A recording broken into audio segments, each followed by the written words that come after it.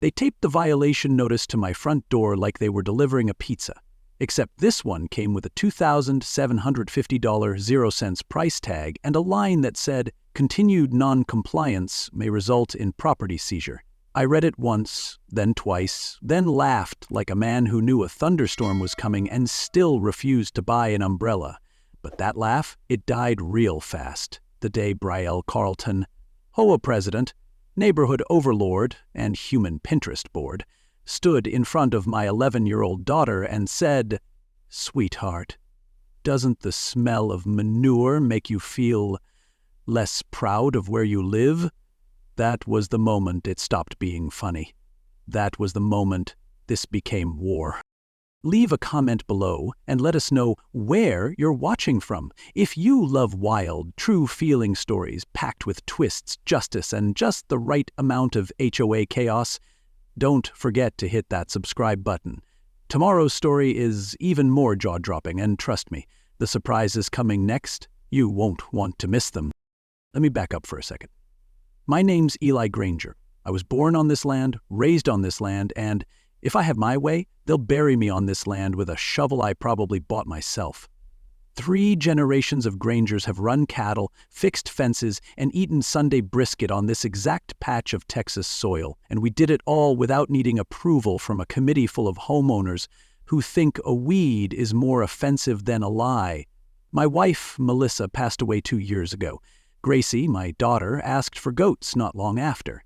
I figured a few animals and a whole lot of routine might give her something solid to hold on to, and give me something to build around. So I started putting up a cedar fence around the 5 acres closest to the house. Real cedar, not the faux vinyl stuff that looks like it's trying too hard to be wood. I was finishing the corner post, sweat pouring off my neck like it was getting paid by the gallon, when I heard the sound of entitlement echoing through gravel. Designer heels. That's when Brielle appeared, early 30s, blonde, dressed like she was headed to brunch with God himself. She had a clipboard in one hand and an attitude in the other. "Mr. Granger," she said, not even trying to hide the superiority in her tone, "this fencing style violates Pinecrest Preserve's aesthetic alignment clause." I stared at her like she'd just insulted my grandma's potato salad. "Ma'am, this ranch existed before your HOA bylaws were even typed up in Microsoft Word." She didn't blink. "Well," she said, smiling like a wolf on career day, "we'll see about that." Now, I was raised to keep my voice calm, even when someone's asking to borrow your soul, but when my daughter came around the corner, still wearing her school backpack, and Brielle wrinkled her nose like she'd just sniffed a crime scene, things changed. "Sweetheart," she said to Gracie, in that syrupy tone folks use when they are about to stab you with compliments, "doesn't the odor from the animals bother you?" Gracie looked at me like she'd just been accused of being dirty. Her little brow furrowed, and I swear I felt something old and fierce rise up inside me. Something Granger men try not to unleash unless it's branding season or someone's kicking the family name. I stepped between them and said, "This conversation is over, Mrs. Carlton." My voice wasn't loud, but it didn't need to be. She backed up like she'd just been reminded the earth wasn't hers to command. When Gracie got on the bus, I stood there watching Brielle's pearl-white SUV disappear into the subdivision like a ghost with Wi-Fi. And I thought about the look in her eyes. Not just disdain, there was something else. Envy, maybe. Regret. That part didn't matter yet. What mattered was that she'd come after a child to make a point, and that meant the gloves were off. 3 days later, the violation notice showed up. But see, what Brielle didn't realize, what she still doesn't understand, is that some fences are more than just wood and nails. Some fences are promises to the land, to the dead, to the little girl trying to be okay in a world that took her mom too soon. Huh? She didn't just come after a fence. She came after a legacy. And now she's about to find out what happens when you corner a rancher with nothing left to lose and everything worth fighting for. Brielle Carlton came back with a vengeance, and a clipboard so thick it could have doubled his body armor. This time, she brought a printed packet of bylaws, 6 pages deep, color-coded, and underlined like it was the Constitution. "Mr. Granger," she began, with that voice people use when they think they're the smartest person in the room and can't wait to prove it, "you are in direct violation of Articles 4, 9, and 11C of the Pinecrest Preserve Community Guideline." I stood there with a pair of work gloves in one hand and a post-hole digger in the other, sweating like a man trying to stay polite while someone trespasses on his nerves. "Ma'am," I said, as calm as a preacher at a chili cook-off, "this ranch was here before those articles were even a glimmer in some real estate lawyer's eye." Her lips curled like I'd tracked dirt into her Pinterest board. She didn't like that, and I liked that she didn't.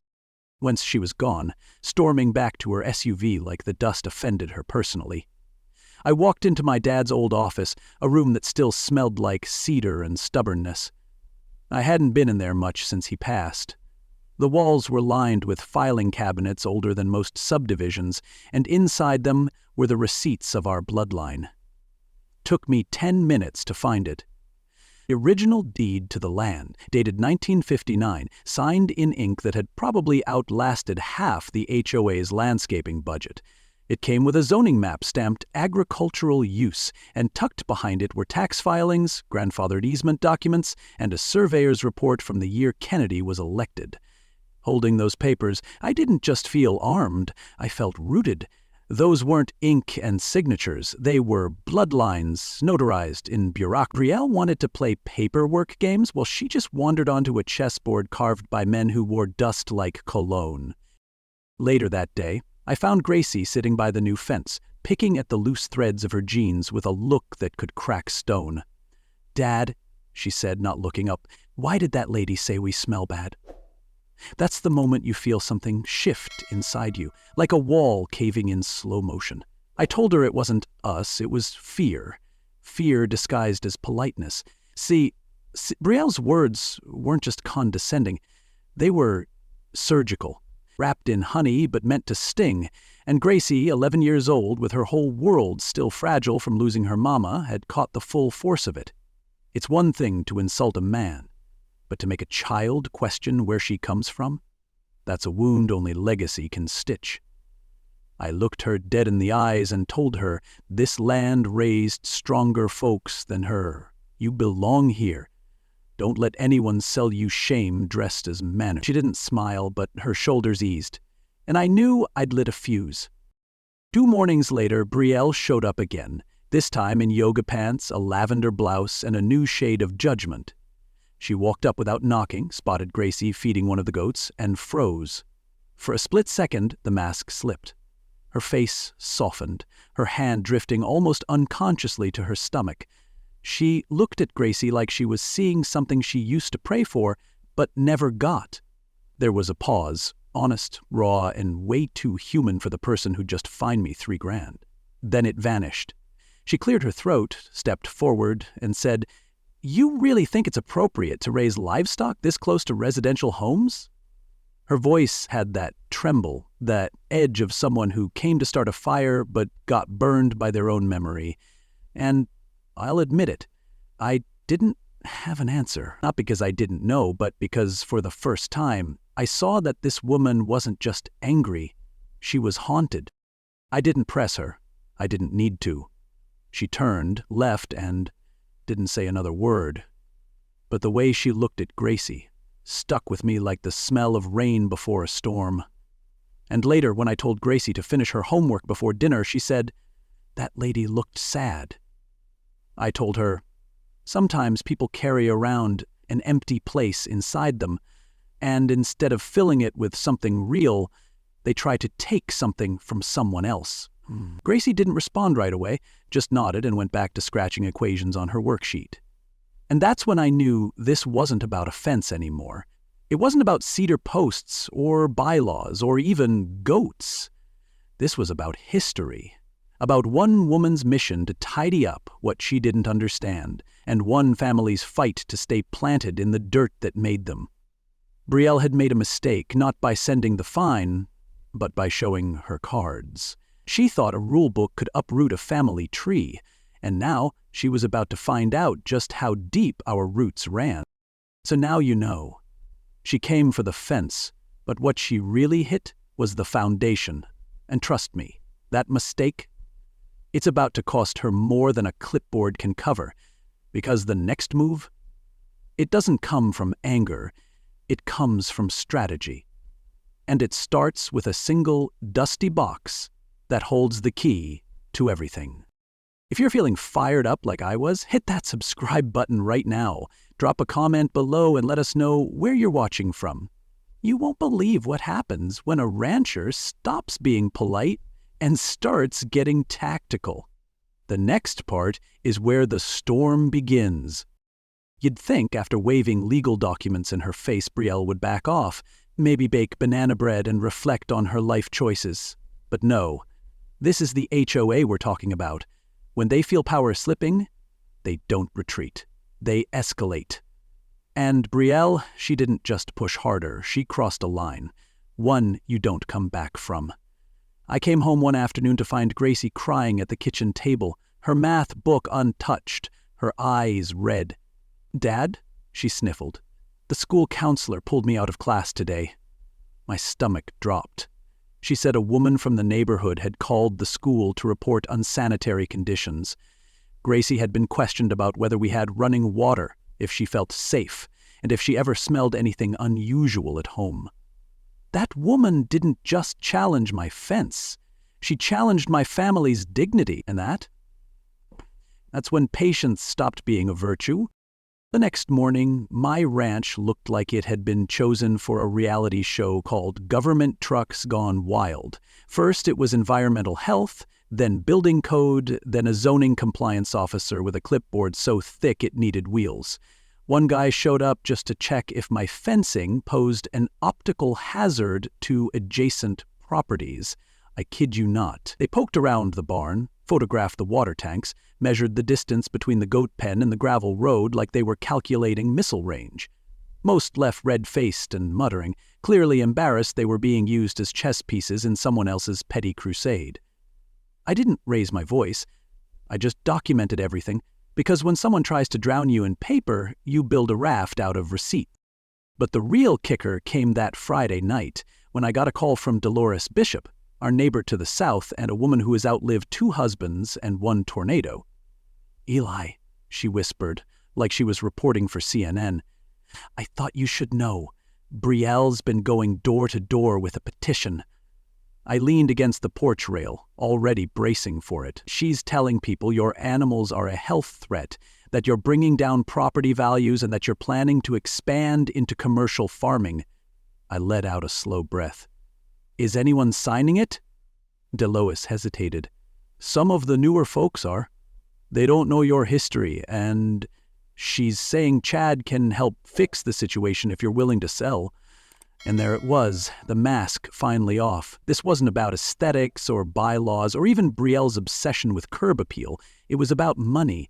And Chad Carlton, Brielle's husband, just happened to own a real estate development company. Now, I'd heard whispers before. A few ranchers a couple counties over who'd lost their land to strategic rezoning. One day they're tending crops, next day they're boxed out by code violations and tax hikes until they sell under market, and guess who scoops it up? Developers, like Chad. I sat in my dad's old recliner that night, deed in one hand, whiskey in the other, and I pieced it together like a crime novel with too many villains and not enough editors. Brielle wasn't acting alone. She was the velvet glove, Chad was the iron fist, and together they were trying to squeeze my ranch out of existence. The goal was never compliance, it was conquest, and they were betting I'd fold. A week later, the next blow came. Certified envelope, county letterhead. A petition had been filed to rezone my property from agricultural to residential only. Hearing scheduled for 30 days out. If it passed, I'd lose my agricultural tax exemption, turning my ranch into a money pit overnight. And if you can't afford to operate, you're forced to sell. Classic squeeze play. I reread the petition 3 times. The language was slick, professional, talked about neighborhood harmony, modern development alignment, and preserving residential integrity. Not a word about history, not a word about people, just clean, cold words stacked like bricks to build a wall between us and the land we loved. But they'd made one mistake. They assumed I didn't know how to fight back. They assumed a man with dirt under his nails didn't know how to navigate a courtroom. That night, Gracie came into the office while I was sorting documents. She looked up and asked, "Dad, are we going to lose our home?" And that question didn't just hit me. It rearranged me. I told her no. I told her we come from folks who survived droughts, recessions, and blizzards, that our roots run deeper than their blueprints. I kissed her forehead and tucked her in, then sat down with a stack of records going back 70 years. If Brielle and Chad thought this was just about land, they were wrong. It was about legacy, about a little girl's right to grow up with the same sunsets her mama once watched, about showing a community what happens when someone trades common sense for power and underestimates a rancher who remembers every inch of what he's fighting for. They crossed a line, and now it was my turn, because the gloves were off, and the storm was just getting started. It started with a smell.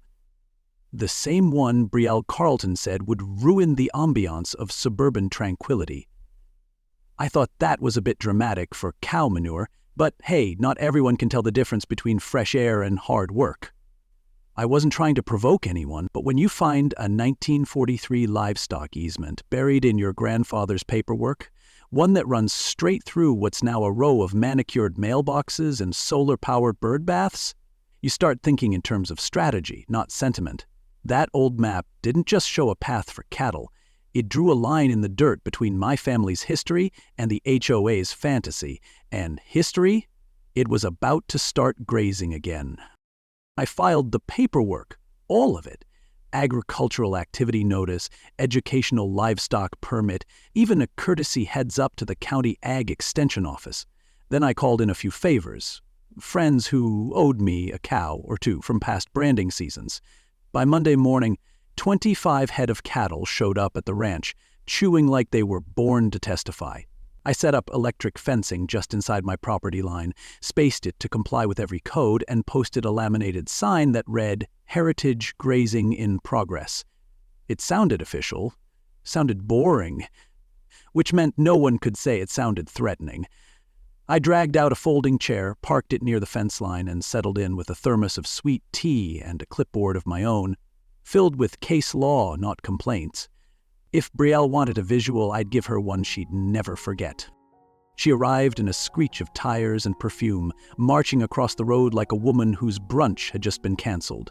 Her white heels stabbed the dirt, and her hair looked like it had been personally styled by resentment. "Mr. Granger," she barked, "this is unacceptable." I tipped my hat. "Good morning, Mrs. Carlton. Welcome to the past. You're standing in a tradition that predates your homeowner dues by about 80 years. She pointed at the cattle like they were offensive art installations. "This is a violation of health codes, noise ordinances, and common decency." I reached for my clipboard and handed her copies of the easement, county permits, and an agricultural inspection report so clean it could have passed a white glove test. "Everything's legal. Everything's documented, and if you'd like to challenge it, I'd be happy to walk you through zoning law over a cup of tea." That's when she pulled out her phone and started filming, ranting into the camera about uncontrolled livestock threats and the collapse of community standards. I just kept sipping tea. She circled the fence, taking pictures from every angle, clearly expecting anything out of line, but the cattle weren't cooperating. They grazed like retirees at an all-you-can-eat salad bar. Not a moo, not a hoof out of place. Even the goats looked amused. 10 minutes later, Sheriff Donnie Brooks rolled up, looking like a man who'd been told his Saturday nap had been canceled. He got out, took one look at me in my folding chair, another at Brielle in full meltdown mode, and just sighed. "Eli," he said, "what's going on here?"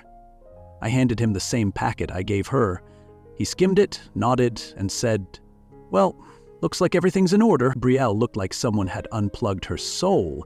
"You can't be serious," she snapped. Donnie just smiled. "It's still a free country, ma'am, especially on agricultural land." The next day, the HOA stuffed mailboxes with emergency meeting flyers printed in red ink and fear. Title, "Livestock Threat to Community Safety." The bullet points were a masterpiece of panic. Disease risks, child trauma, noise pollution, declining real estate values. You'd think I'd turned my ranch into a petting zoo for escaped convicts. Gracie taped one of the flyers to our fridge and wrote, "Bessie for HOA president" in purple marker. I laughed. But deep down, I knew Brielle wasn't just spiraling. She was rallying.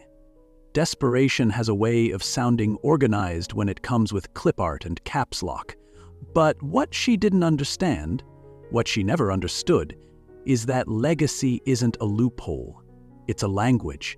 And in this town, a cow eating grass on family land speaks louder than any spreadsheet. I planned to attend the meeting, not as a resident, but as a man whose land was being dragged into a theater of the absurd. I had my own clipboard now, thicker than hers, and my own witnesses. Neighbors, ranchers, and a zoning expert who owed me a favor. Because this wasn't just about cows anymore. It was about showing people what happens when someone tries to replace soil with cement and calls it progress. Brielle's war wasn't with me, it was with history. And history, well, it had just shown up wearing a bell and chewing cud. Stick around, the next chapter's about to get loud. If watching Brielle unravel one hoofprint at a time made your day, go ahead and hit that subscribe button. Let us know where you're watching from, and don't be shy. Drop a comment with your favorite part so far. The next HOA meeting? It's not just heated, it's historic. Trust me, you won't want to miss the moment her own community turns the tables. The county courthouse was packed tighter than a church potluck on Fried Chicken Sunday. I'd never seen that many folding chairs in one room that wasn't a wedding or a fire sale. Ranchers, neighbors, HOA members, reporters, folks who wouldn't normally cross paths unless a tornado dropped in, were all squeezed into that chamber for one reason: to decide whether one family's legacy could be erased by bylaws and blueprints. At the front sat 5 county commissioners who looked like they'd rather be anywhere else. Brielle sat near them, surrounded by her legal team like she was the star witness at a corporate trial. Her hair was flawless, her blouse stiffer than her lawyer's handshake, and her face was frozen in that suburban scowl that says, "I've sacrificed too much to lose today." That, right there, was her first mistake. Her lawyer stood up first, young, polished, and wearing a suit that probably cost more than my truck. She delivered a textbook presentation, cold, clipped, efficient. She spoke about residential integrity, modern zoning compatibility, and public interest in uniform land use. It was the kind of speech that sounds good until you realize it has no soul. She pointed to graphs, cited ordinances, and referenced property values like they were sacred scripture. You could tell she thought she was crushing it, and to be fair, a few heads in the crowd nodded along. Then she sat down and looked pleased with herself, like she'd just steamrolled over a hay bale without knowing it was full of nails. That's when I stood up. I didn't walk to the front fast. I took my time. I carried a cardboard box and set it on the table with a thunk. Then I pulled out the deed. 1959. The original easement. 1943. My granddad's ranch ledgers, my dad's tax receipts, a faded photo of my mom and dad, fixing fence posts in 1968 with a baby goat chewing on a glove in the background. I laid them out like cards at a family poker table. "This land isn't a real estate opportunity," I said, my voice steady. "It's a living record of who we are." I glanced at Brielle, whose smile had started to twitch. This isn't about zoning, this is about power, and what happens when folks who don't understand the land try to control it from behind a desk. I looked right at the commissioners. You're not just voting on a map line. You're deciding whether 3 generations of work and sweat matter less than a business plan. Brielle couldn't take it. She popped up like a jack-in-the-box wound too tight. "That's enough," she snapped, voice rising fast. "This isn't personal. It's about protecting families." Her lawyer tugged at her sleeve, but she shook him off like a cat swatting a fly. "I gave up my career, my savings, my life to make this community something special, and now this man, this stubborn, selfish man, is trying to destroy all of it with cows and legal loopholes." Her voice cracked. Her face turned red. She wasn't speaking to win anymore. She was trying to justify losing. I've worked too hard to let all of this be undone by some nostalgic cowboy fantasy. You could feel the air shift. The crowd stopped, shifting in their chairs. Eyes narrowed. Even folks who'd signed her petition looked like they'd just realized they'd bought into something cheap, dressed as charm. That's when I pulled the ripcord. "Since we're being honest," I said, pulling a final folder from the box, "it might help to know that Mrs. Carlton's husband, Chad, has used this exact same zoning tactic to acquire 3 other agricultural properties in neighboring counties. Each time he filed similar petitions. Each time the landowners were pressured into selling. And each time the land was flipped into upscale developments within a year." I handed the folder to Commissioner Reyes, who looked through it like he'd just found termites in his desk. "There's also an open file with the State Attorney General's office reviewing Thompson Development's business practices. Might be worth a read." The room didn't gasp, it went silent. Brielle's expression collapsed like wet cardboard. Her lawyer turned pale. One commissioner actually removed his glasses and sighed, like a man who knew he'd been played. The vote wasn't even close, 4 in favor of protecting the agricultural zoning, 1 abstention. Brielle stood frozen, shoulders heaving, mascara wobbling at the edge of her dignity. The commissioners didn't gloat. They just moved on to the next item on the agenda like they hadn't just flattened someone's career with a gavel. As people filed out, I shook hands with neighbors who hadn't spoken to me in months. One woman with a toddler on her hip apologized for signing the petition. A teenager gave me a thumbs up and whispered, "Nice speech." I nodded, but my eyes stayed on Brielle. She was still sitting there, alone now, her lawyer whispering something that didn't land. She looked like someone who'd just realized the ladder she climbed was leaning against the wrong wall. I almost felt bad for her, but then I remembered Gracie crying at the kitchen table, and suddenly her tears didn't feel quite so tragic. What happens next isn't the end. It's just the beginning of the unraveling. When a lie loses its grip, the fallout doesn't knock once. It comes down like a barn roof in a windstorm. And Brielle? She was standing directly beneath the beams. Stick around, because when truth wins in public, the private damage is just getting started. If this story struck a nerve or gave you a little hope, share it with someone who's dealing with their own version of Brielle. Maybe it's a neighbor, a relative, or a friend battling red tape and power plays.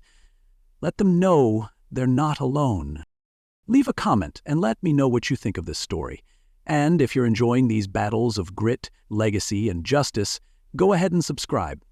The final chapter's coming up, and trust me, the way this all ends, it's the kind of ending worth sharing. It didn't take long after the zoning hearing for the dominoes to start falling. Loudly, publicly, and with the kind of poetic timing that made even the cows seem smug. A week later, Pinecrest Preserve's HOA board called an emergency meeting of their own. No printed flyers this time, just whispers, side-eye, and a whole lot of regret. Turns out when you lead your neighbors into a PR nightmare, they tend to stop following. Brielle was voted out as HOA president by margins so wide I heard someone joking they could have fit a cattle drive through it. And just like that, her clipboard empire crumbled. The board appointed Dolores Bishop as interim president. Yes, that Dolores, the same woman who'd once chased off a snake with a broom and still baked pies on Sundays. The vibe shifted overnight, from cold compliance to warm cooperation. It was like someone opened a window and let the ranch air in. Meanwhile, the state investigation into Chad Carlton's development company picked up steam. The evidence we handed over, combined with similar complaints from 3 other counties, painted a clear picture, a playbook of manufactured pressure, legal threats, and under-mechmail land grabs. Investors pulled out faster than a cow avoids a cattle prod.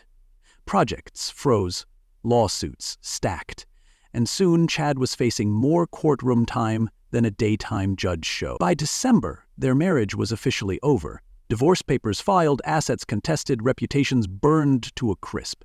Chad vanished into the background like a man who finally ran out of schemes. Brielle stayed behind, no longer the HOA queen, just another name on a mailbox. And even that wouldn't last long. What did last, though, was the land and the legacy. A month after the vote, I received a letter from the County Historical Commission. Based on documentation, testimony, and continuous agricultural use dating back to the 1940s, our ranch was designated as a historical agricultural site. It came with a plaque, a tax benefit, and something money couldn't buy. Recognition that what we'd built mattered, not just for us, but for the county, the culture, and the folks who wanted their kids to know where food actually came from. Gracie cried when she saw the sign go up by the gate. "Mom would have loved this," she whispered. And she was right. Melissa always said legacy wasn't about what you leave behind, it's about what you build that outlasts you. This was proof that roots, when deep enough, don't just hold on, they hold up. The tours started small, just a few neighbors, their kids, and some curious locals. Gracie called it the Heritage Cattle Experience, complete with trail rides, storytelling, and goat feeding stations. Within 2 months, we had schools calling for field trips, church groups requesting weekend visits, and city folks offering to pay just to breathe the same air Brielle once called offensive. Gracie became the star boots on, clipboard in hand, the good kind, leading kids past the same fence Brielle had tried to erase. And here's the best part. The former HOA lawn line? It became the photo spot. Nothing funnier than watching parents snap pictures of their toddlers petting a calf 10 feet from where a subdivision used to hold wine tastings. Turns out, authenticity draws more crowds than uniformity. And cowbells, oddly enough, make excellent tour souvenirs. One late afternoon, I was fixing a busted hinge on the gate when I saw her, across the road at the new garden center, loading mulch into a customer's trunk. Brielle. Her designer heels traded for work boots, hair tied back, hands dirty, face older somehow. We locked eyes for a second. No scowls, no posturing, just a nod. Quiet, maybe even respectful. I nodded back. There was nothing left to fight over. Some stories don't end with applause. They end with understanding. And maybe, just maybe, a little growth. Sometimes the people who try to bury your roots end up watering them instead. I sat on that porch one evening, same one my grandfather built with his bare hands, watching Gracie lead a group of wide-eyed kids through the pasture, pointing out calves by name like they were family. The sky was glowing orange, the wind just soft enough to rustle the old oak beside the barn, and for the first time in a long time, I didn't feel like I was defending something. I felt like I was living it. We didn't just save the land. We redefined what it meant to protect something sacred. Not with anger, not with vengeance, but with grit, truth, and a quiet refusal to back down when we knew we were right. See, this story was never really about fences or cows or HOA politics. It was about standing up when someone tries to write you out of your own history. It's about what happens when legacy meets pressure and holds. It's about a little girl who saw her father fight not with fists, but with documents, dignity, and a folding chair. And it's about what we all need sometimes, to be reminded that the old ways still matter, especially when they're grounded in values that never go out of style. So, if this story spoke to you, if you felt the weight of those moments or found strength in how it all turned around, share it with someone who needs to hear it. Maybe a friend tangled in red tape, maybe a neighbor losing hope, or maybe just someone who forgot how deep their roots go. Leave a comment and let me know what this story meant to you. And don't forget to like and subscribe, because the next story, it's packed with more justice, more grit, and, yes, even a few goats. Stick around. These stories aren't just worth hearing, they're worth passing on.